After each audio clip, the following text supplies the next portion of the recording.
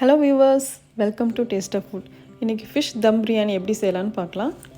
நீங்கள் இந்த பிரியாணிக்கு எந்த முள் இல்லாத மீன் வேணுனாலும் எடுத்துக்கலாம். நான் சால்மன் ஃபிஷ் எடுத்திருக்கேன். நீங்கள் வஞ்சரம் மீன் அந்த மாதிரி எந்த மீன் வேணால் எடுத்துக்கலாம். இன்றைக்கி நம்ம பண்ணுற மெத்தட் ரொம்ப சிம்பிளான மெத்தட், ஈஸியாக பண்ணிடலாம். வாங்க எப்படி செய்யலான்னு பார்க்கலாம். ஃபஸ்ட்டு பாஸ்மதி ரைஸை நம்ம ஒரு அரை மணி நேரத்துக்கு நல்லா வாஷ் பண்ணி ஊற வச்சுக்கலாம். அதுக்கப்புறம் நம்ம ஃபிஷ்ஷு நல்லா மேரினேட் பண்ணி ஃப்ரை பண்ணலாம். நான் இந்த ரெசிபிக்கு மீனை ரொம்ப சிம்பிளாக தான் மேரினேட் பண்ண போகிறேன். Ginger garlic paste, turmeric powder, chilli powder, கொஞ்சம் கரம் மசாலா, அப்புறம் பெப்பர் பவுடர், சால்ட் இதெல்லாம் போட்டு நல்லா மிக்ஸ் பண்ணி மீன் மேலே நல்லா தடவி ஒரு ½ அன் ஹவருக்கு ஊற வைங்க. இந்த மசாலாவை நீங்கள் லெமன் ஜூஸ் ஊற்றி நல்லா பேஸ்ட் மாதிரி பண்ணிக்கோங்க. அப்போ இன்னும் கொஞ்சம் நல்லா மீன் நல்லா ஊறி டேஸ்ட் ரொம்ப நல்லாயிருக்கும்.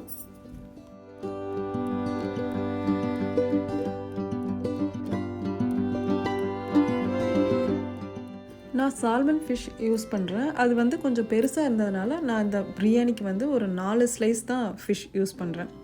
பெருசாக இருந்ததுனால நீங்கள் சின்ன சின்ன பீசஸாக ஃபிஷ் உங்களுக்கு கிடச்சிதுன்னா நீங்கள் ஒரு 6லேருந்து 7 பீஸ் கூட நீங்கள் சேர்த்துக்கலாம். இப்போ மீனை நல்லா மேரினேட் பண்ணியாச்சு. இப்போ நம்ம பொரித்து எடுத்துடலாம். நம்ம எந்த எண்ணெயில் பொரிக்கிறோமோ அதே எண்ணெயை தான் நம்ம பிரியாணி செய்யறதுக்கும் யூஸ் பண்ண போகிறோம். மீனை நல்லா பொன்னிறமாக ஆகிற அளவுக்கு, அதாவது ஒரு கோல்டன் ப்ரௌன் ஆகிற அளவுக்கு ஃப்ரை பண்ணிக்கோங்க. ஃபிஷ் ஃப்ரை ஆகிறதுக்கு ஒரு சைடு ஒரு 3லேருந்து ஒரு 4 நிமிஷம் ஆகும். நல்லா பொரித்து எடுத்து வச்சுருங்க. இப்போ நம்ம பிரியாணி செய்ய ஆரம்பிச்சிடலாம். நம்ம எந்த எண்ணெயில் பொரிச்சோமோ அந்த எண்ணெயை சேர்த்துக்கலாம். இப்போ எண்ணெய் நெய்யெல்லாம் சேர்த்துட்டோம். இதில் நம்ம அந்த பட்டை, லவங்கம், ஏலக்காய், பிரியாணி செய்யறதுக்கு என்னென்னலாம் போடுவோமோ அது எல்லாத்தையும் போட்டு நல்லா வதக்கிக்கலாம்.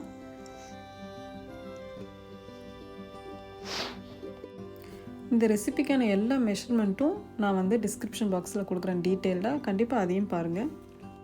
இப்போ நீளமாக நறுக்கிய அந்த வெங்காயம் போட்டு நல்லா வதக்கிக்கோங்க.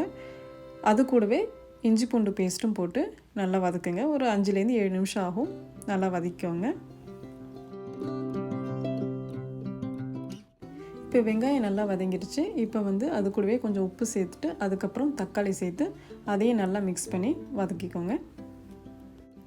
எப்பவும் பிரியாணிக்கு நல்லா டேஸ்ட் கொடுக்கறது அந்த வெங்காயம் தக்காளியும் எப்படி நல்லா வதங்குது அதில் தான். ஸோ எப்போவுமே அந்த ஸ்டெப்பை ரொம்ப கேர்ஃபுல்லாக பண்ணுங்கள். வெங்காயம் தக்காளி நல்லா மசிஞ்சு நல்லா வதங்குச்சுன்னா அந்த பச்சை வாசனைலாம் போயிட்டு பிரியாணி நல்லா டேஸ்ட்டாக இருக்கும்.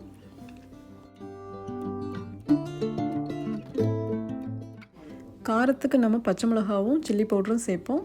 உங்களுக்கு பச்சை மிளகா நிறைய வேணும்னா அதை நிறைய சேர்த்துட்டு சில்லி பவுடர் குறைச்சிக்கோங்க.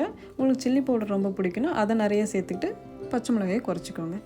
அதுக்கப்புறம் அது கூடவே புதினா, கொத்தமல்லியும் நல்லா சேர்த்து வதக்கிக்கோங்க. இது கூடவே தயிரும் சேர்த்து வதக்கணும். அதை நான் வீடியோவில் காட்டல. நீங்கள் கண்டிப்பாக அந்த தயிரையும் சேர்த்துக்கோங்க. இப்போ சில்லி பவுடரும் பிரியாணி மசாலாவும் நான் சேர்க்குறேன். எப்போவுமே சில்லி பவுடர் 1 கப் ரைஸ்க்கு ஒரு 1 டீஸ்பூன் சில்லி பவுடர்லேருந்து இல்லை 1.5 டீஸ்பூன் சில்லி பவுடர் சேர்த்துக்கோங்க. பிரியாணி மசாலா 1 டீஸ்பூன் சேர்த்துக்கோங்க. இப்போ மசாலா ரெடி ஆகிடுச்சு. அடுத்து நம்ம ரைஸை குக் பண்ண ஆரம்பிச்சிடலாம். நான் ஆல்ரெடி தண்ணி கொதிக்க வச்சுருந்தேன். இப்போ அதில் நம்ம ரைஸ் சேர்த்துக்கலாம். தண்ணி எப்படி கொதிக்க வைக்கணும்னா அது கூடவே கொஞ்சம் புதினா, அப்புறம் பட்டை, ஜீரகம் இதெல்லாம் கொஞ்சம் சேர்த்து உப்பும் சேர்த்து நல்லா தண்ணியை கொதிக்க விடுங்க. அதுக்கப்புறம் நம்ம ரைஸ் சேர்த்து ஒரு 8லேருந்து 9 நிமிஷம் ரைஸை குக் பண்ணிக்கோங்க. ரைஸை நல்லா தண்ணி இல்லாமல் நல்லா ஃபில்ட்ரு பண்ணிக்கோங்க, வடிகட்டிட்டு. அதுக்கப்புறம் நம்ம லேயரிங் பண்ண ஆரம்பிச்சிடலாம். கொஞ்சம் கொஞ்சமாக ரைஸை மசாலா மேலே சேர்த்துக்கோங்க. இப்போ கொஞ்சம் கொஞ்சமாக மேலே ரைஸ் வச்சு லேயரிங் பண்ணலாம். ரைஸ் போட்டதுக்கப்புறம் புதினா, கொத்தமல்லி போட்டுக்கோங்க. அது மேலே கொஞ்சம் லெமன் ஜூஸும் போட்டுக்கோங்க. அப்புறம் ஒரு ஸ்பூன் நெய்.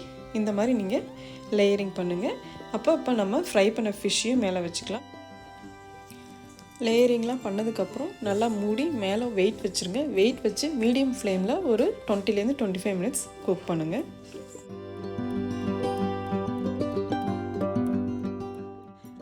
பண்ணுறதுக்கு முன்னாடி நான் கொஞ்சம் மசாலாவும் நான் எடுத்து வச்சுருந்தேன். நம்ம செஞ்சோம் இல்லையா, அது எடுத்து வச்சுருந்தேன். அதையும் நம்ம லேயரிங் பண்ணும்போது நடுவில் கொஞ்சம் சேர்த்துக்கலாம். ஆனால் இந்த ஸ்டெப் ஆப்ஷனல் தான். நீங்கள் மசாலா வந்து அடியிலே வச்சு மேலே லேயரிங் கூட பண்ணிக்கலாம். கலருக்காக நீங்கள் குங்குமப்பூவை கொஞ்சம் பாலில் சேர்த்து நல்லா ஊற வச்சு நீங்கள் அதை சேர்த்துக்கலாம் மேலே கலருக்கு. கண்டிப்பாக இந்த ஃபிஷ் தம் பிரியாணி செஞ்சு பாருங்கள். ரொம்ப ஈஸி, ரொம்ப சிம்பிளாக செஞ்சிடலாம். டேஸ்ட்டும் ரொம்ப நல்லாயிருக்கும். ட்ரை பண்ணி பார்த்துட்டு எனக்கு கண்டிப்பாக கமெண்ட் பண்ணுங்கள். இந்த வீடியோ பிடிச்சிருந்தா உங்கள் ஃப்ரெண்ட்ஸோடு ஷேர் பண்ணுங்கள். தேங்க்ஸ் ஃபார் வாட்சிங். பாய்.